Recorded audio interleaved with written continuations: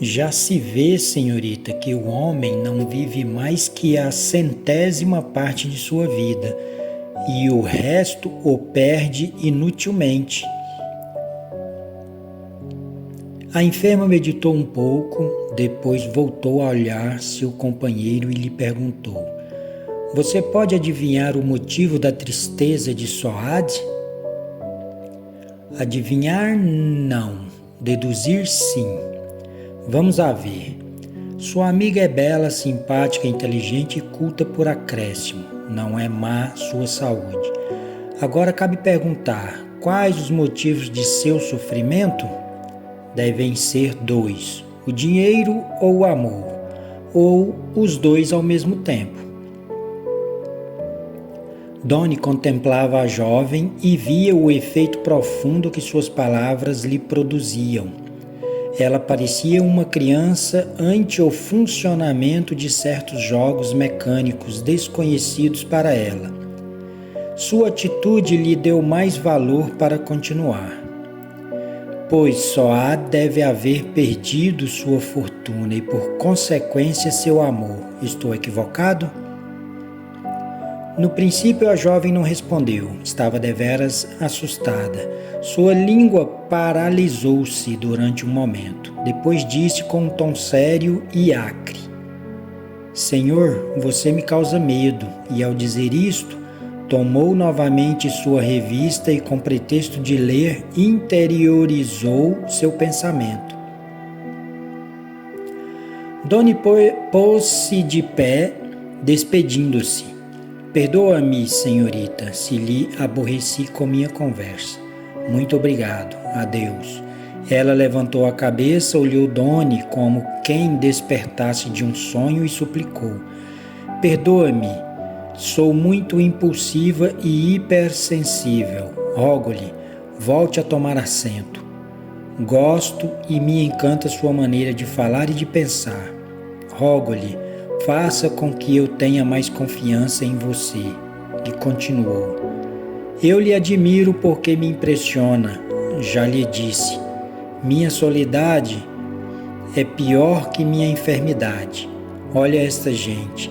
E abaixou a voz para continuar. Não sabe falar senão de negócios e de dinheiro. É tão estúpida e presumida. Não acredita você que a pior desgraça é viver só entre tanta gente? Sente-se, por favor, e lhe suplico que almoce hoje comigo. E não pôde continuar, porque as lágrimas a impediram. Ele, ao ver sua atitude suplicante, sentiu por ela um carinho tão profundo que lhe fez presságios de pranto nos olhos. Dominou-se e, com voz cheia de ternura, disse-lhe: Não é para tanto, senhorita Nasli. Você, que é tão sensível, não adivinha que meu maior prazer é servi-la? Agradecida, muscitou ela, porém aquela palavra saiu de seus lábios cheia de avidez, de gratidão, de ânsia e de carinho. E imediatamente estendeu-lhe a mão e, rogando: Almoçará comigo? O jovem, que se sentiu assustado pela troca de atitude, perguntou-lhe: O que se passa, senhorita? Sim, será para mim um grande prazer almoçar contigo. Eu sou assim. Afeiçoo-me à primeira vista e odeio de igual maneira. Quero corrigir este defeito, mas não posso. Quando me afeiçoo a uma pessoa, começo a sofrer antecipadamente pelo dia da separação. Que lhe parece? Não é isto um sintoma de loucura? Não, por certo, eu também sinto o mesmo e não me creio louco. Sente-se, peço-lhe. Que manhã tão feliz eu passei hoje. Virá me ver todos os dias durante a viagem? Prometo-lhe fazer o possível. Você não viaja aqui conosco? Viajo com todos vocês, mas não aqui. Ela calou-se por um momento e disse logo em tom baixo: Viaja de segunda classe? Não, de terceira. Ela olhou-lhe pensativa e vieram à sua mente muitas perguntas, mas as conteve. Depois, sem nenhum preâmbulo, falou: pois sim, o pai de Soade perdeu toda a sua fortuna e faliu. O noivo, que era de estirpe nobre e de caráter débil, a abandonou devido à pobreza e influenciado por seus parentes.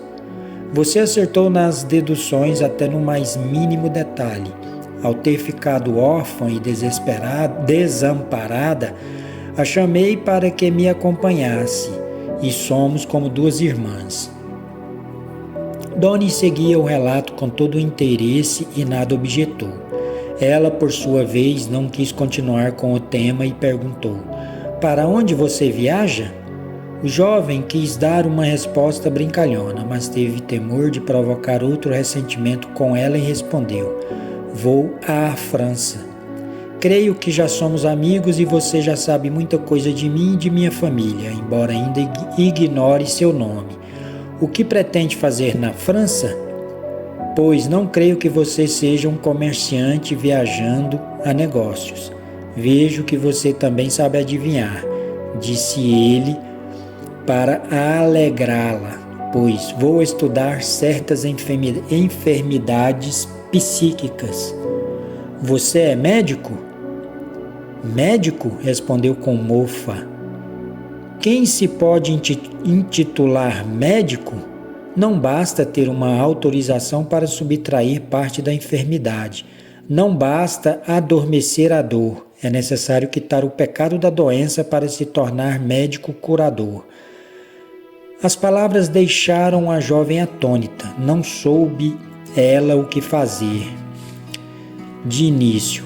Porém, depois raciocinou e com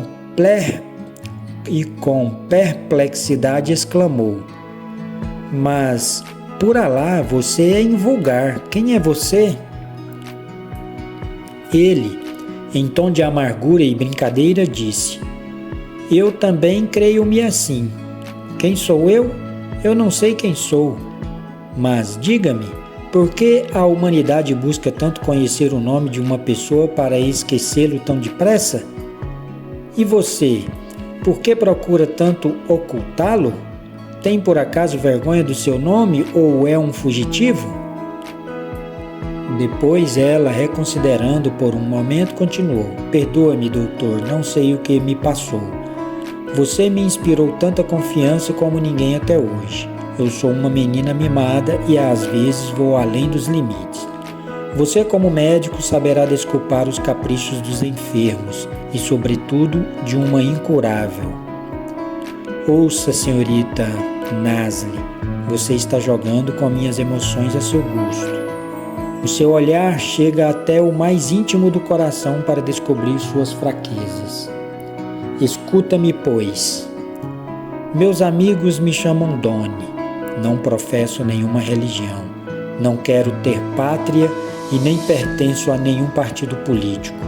Sou solteiro, disponível e ainda não encontrei a mulher ingênua que queira casar-se comigo. Estou só na vida entre muitos irmãos e parentes. Estudo medicina, mas ainda não matei ninguém. Tenho viajado muito. Falo 3 idiomas, enamorei-me 3 vezes e nas 3 fracassei. Que mais? Há algo mais a dizer? Sim, é que você é muito simpática. Ao chegar até aqui, com a narração, que se parecia com uma lição de aluno de escola, os dois se puseram a rir com um riso franco e alegre ao mesmo tempo. Finalmente ela disse: sabe, doutor, que, ouvindo-lhe, esqueço-me de minhas pernas e até de mim mesma. Você tem um não sei que em seu olhar, em sua conversação há algo que alivia. Eu capto e o sinto sem analisá-lo. Perto de você sinto-me ante um parente ou um amigo leal. Oh, isto é uma honra demasiado para mim e lhe agradeço, mas você ainda não conhece o outro meu duplo, meu outro eu, terrível por suas furiosas tempestades. Gostaria de conhecê-lo. Asseguro-lhe que se arrependeria de haver me conhecido. Não me diga, você teme molhar o náufrago? Mas deixemos este tema e vamos a outro. Agora que já somos amigos, vou dirigir-lhe uma pergunta. É vital para mim e lhe rogo que me responda com toda franqueza. A medicina ainda não descobriu um remédio para minha enfermidade? Doni meditou um momento e disse: Não, senhorita, porque ante a medicina não há enfermidades, há enfermos. A verdadeira medicina não cura enfermidades, sem embargo, cura aos enfermos. Conquanto a jovem fosse culta e inteligente, não pôde alcançar todo o significado da frase e, titubeando, perguntou: A medicina pode curar-me? É muito possível. E qual é o seu conceito pessoal? Não sei por que tenho fé em sua palavra. Antes de emitir meu juízo, devo saber certos antecedentes. Estou disposta. Então venha a confissão de seus pecados causadores de sua enfermidade. Doutor, que tem a ver uma confissão com minha enfermidade? Pois este é o verdadeiro significado da confissão, embora você não o creia. Quando Paulo, o apóstolo dos cristãos, disse: Confessai-vos uns aos outros, sabia o que ele dizia, porque aquele que confessa comunica a causa de seus males à pessoa que sabe administrar o remédio. Mas para que entrar em detalhes de assuntos que você não tem vivido para compreendê-los? Ao contrário, isto me interessa muito, porque várias vezes tenho zombado dos cristãos que se confessam ao sacerdote para obter o perdão de seus pecados. Por outra vez, não deverá zombar de algo que não entende. Agora voltemos ao objetivo principal de nossa confissão. Recorda você algum fato de sua infância que lhe tenha impressionado muito, causando-lhe um forte medo? Cometeu você alguma falta que lhe tenha causado remorso? A jovem mostrou uma indescritível perplexidade e depois de um momento de silêncio contou.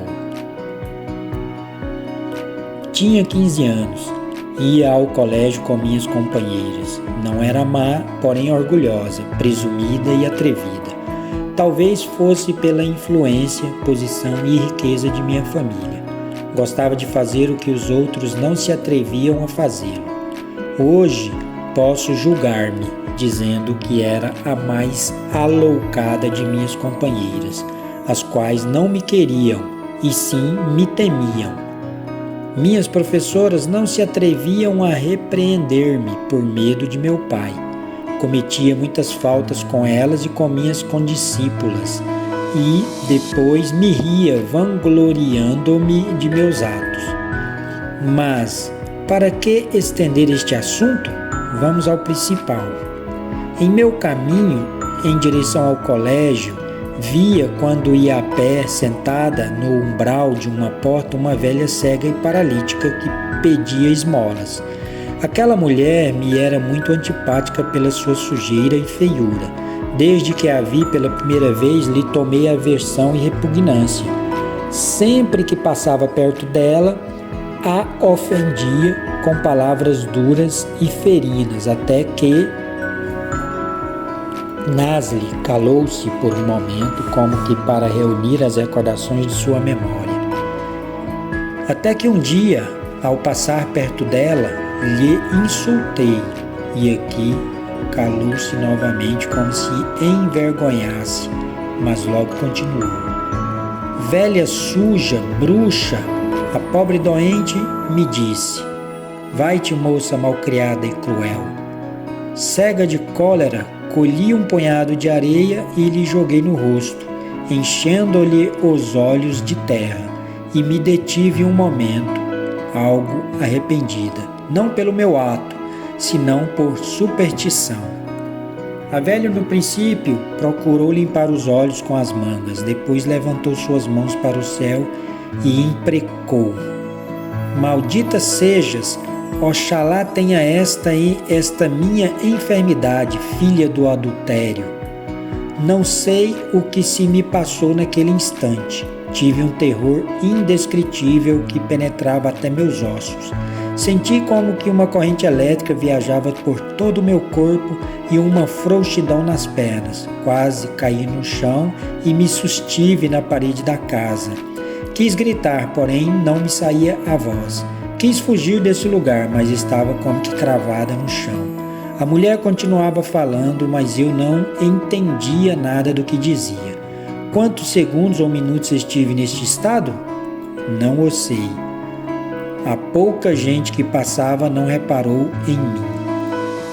Por fim, reagi um pouco e segui temerosa meu caminho. Cheguei ao colégio, pálida como cera. As professoras e as companheiras verificaram o porquê do meu estado. E eu, por orgulho e medo, dizia: não tenho nada.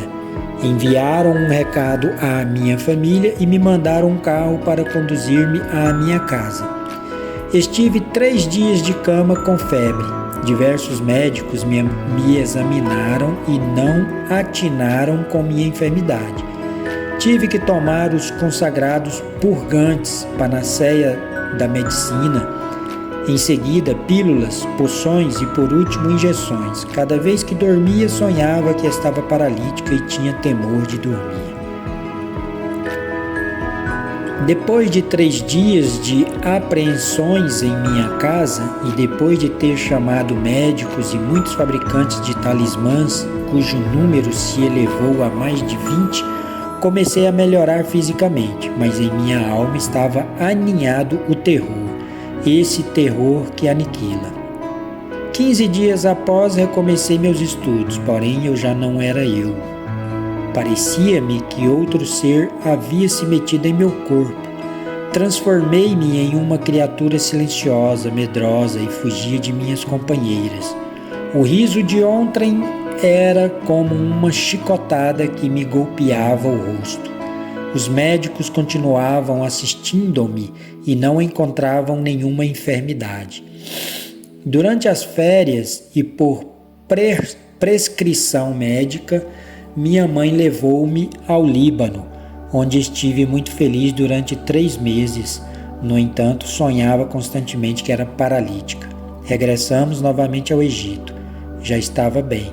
Recuperei minha saúde, mas não o meu caráter alegre anterior, pois o medo e os fatídicos pesadelos me perseguiam dia e noite. Continuei meus estudos. Minhas professoras começaram a me estimar e admiravam-se de minha mudança. Minhas colegas mostravam vivo interesse em me agradar, porque eu lhes presenteava com muitas coisas e até com dinheiro às mais pobres. Nunca mais voltei a passar por aquela rua onde vivia a mulher paralítica. Porém, algo em meu interior me induzia, gritava em mim que eu deveria reparar minha falta para com a pobre cega, na esperança de obter seu perdão, o que talvez pudesse eliminar meus medos e sonhos horríveis. Não me atrevia a ir só. Um dia insinuei a 2 minhas amigas, uma delas era Soad, para que me acompanhassem, mas não lhes disse onde iríamos. Ao chegar à casa, tive susto novamente. Pedi a Soad que perguntasse pela velha paralítica. Eu queria vê-la e obsequiá-la com grande quantidade de dinheiro para obter seu perdão e sua bênção. Mas,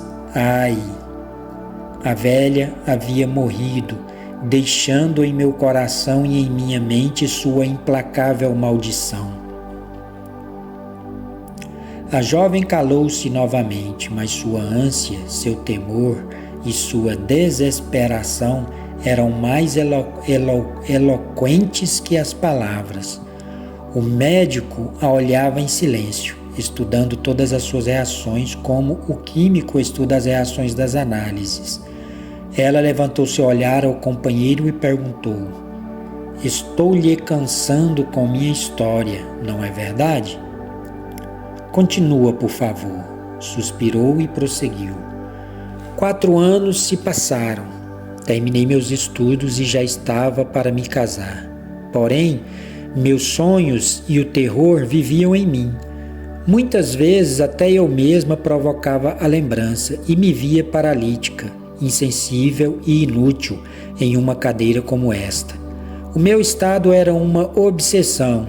Não me atrevia a contá-lo a ninguém, para que não me considerassem louca. Um dia consultei-me a um amigo médico de casa e ele zombou de mim. Por certo, não lhe contei nenhum detalhe, somente lhe relatei os sonhos pavorosos que tinha. Minha mãe também me levou a outras clínicas e todos recomendavam distrações e veraneios no Líbano e na Europa. Era a noite de 10 de novembro de 1918.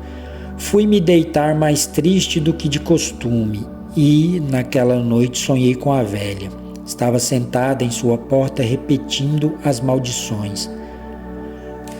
Para que descrever-lhe meu susto e minha desesperação? Não há palavras suficientes no idioma para poder dizer tudo o que senti.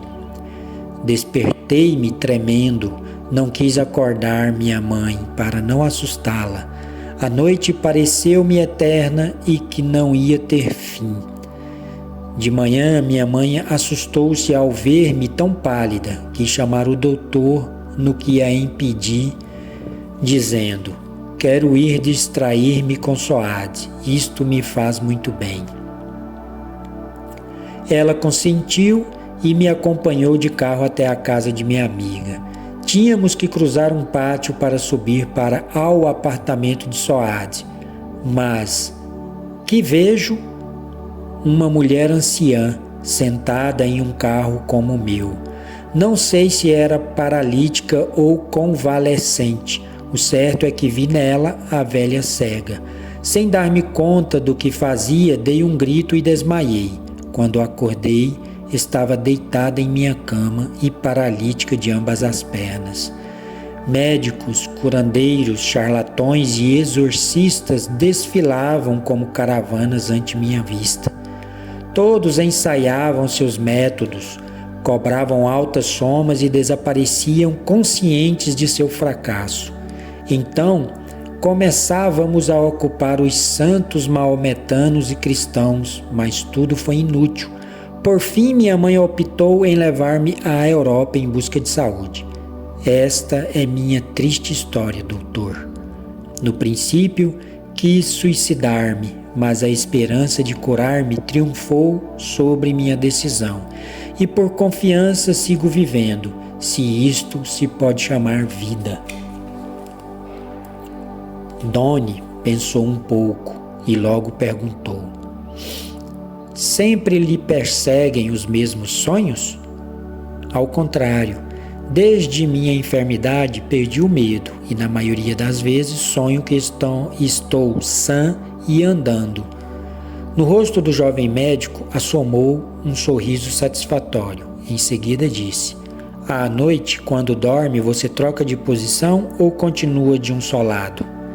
Nasli pensou um instante e disse: inconscientemente troco de postura, deito-me do lado esquerdo e me desperto às vezes do lado direito. O jovem deixou de perguntar e começou a analisar o processo. Ela, com o olhar cheio de desesperação, posto no companheiro, esperava a sentença. Doni fechou os olhos e sustentou uma luta interna. Compreendeu que a enfermidade de Nasli não era orgânica e sim psíquica mental e que sua única cura estaria no poder mental que a dominasse, pela sugestão ou pelo hipnotismo. Uma voz interna lhe dizia: tu podes curá-la, mas havia outra voz que objetava e contradizia: e se não a curas? A voz do coração insistia: deves tentar. O médico deve sacrificar-se pelo seu doente, enquanto que a outra voz lhe repetia: não te exponhas à zombaria. Deixarás de socorrer a esta pobre enferma? Ela tem dinheiro e vai à Europa. Lá encontrará o médico que a curará. Por que não sejas tu o médico? A outra voz calou um instante e logo replicou: Deus não pede ao homem mais do que ele pode dar. Aqui Doni acreditou triunfar com o último argumento e quis sair de seu interior, mas naquele instante ouviu um grito mais penetrante que o raio. Adonai, tu és covarde. O jovem tremeu e disse, como se falasse a outra pessoa: Está bem, obedeço. Que? Com quem está falando? Doni, como quem se despertasse de um sonho, olhou atônito à companheira, não a recordou a princípio, em seguida sorriu, dizendo-lhe: Não se preocupe, sua enfermidade tem cura.